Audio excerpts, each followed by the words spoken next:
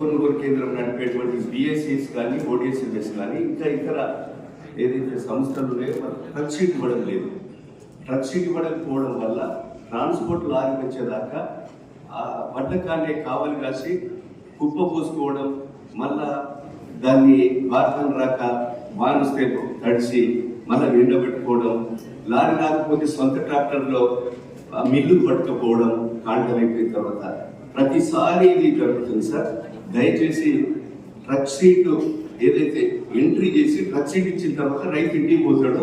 వడ్ల కొనుగోలు కేంద్రం నడిపేటువంటి డిసిఓ పిఎస్సిఎస్ అయితే డిసిఓ కానీ, డిఆర్కేపీ అయితే డిఆర్డిఓ కానీ, లేకపోతే ఓడిఎస్ఎంఎస్ అయితే ఆ సంస్థలనే బాధ్యతగా వహించి కలెక్టర్లు గారు ఆదేశాలు ఇవ్వాలి.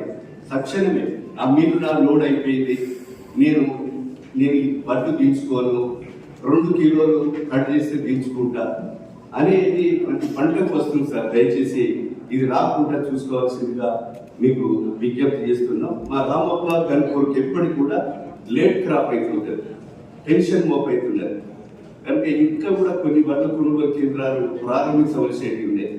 అలాట్మెంట్ కాడ కూడా కొన్ని తేడా వస్తుంది. దయచేసి అది మీరు ఈ గన్ని బ్యాగ్స్, ట్రక్ షీట్ అనే విధంగా ఈ గ్యాప్ ఎంట్రీ చేసి రైతుకు మీరు ఇంటికి పోవాలని చెప్పే విధంగా ఆదేశాలు ఇవ్వాల్సిందిగా విజ్ఞప్తి చేస్తూ, సన్న బియ్యము ఈరోజు దళిత గిరిజన కుటుంబాల ప్రతి మండలంతో ఇట్లా తిన్నాం.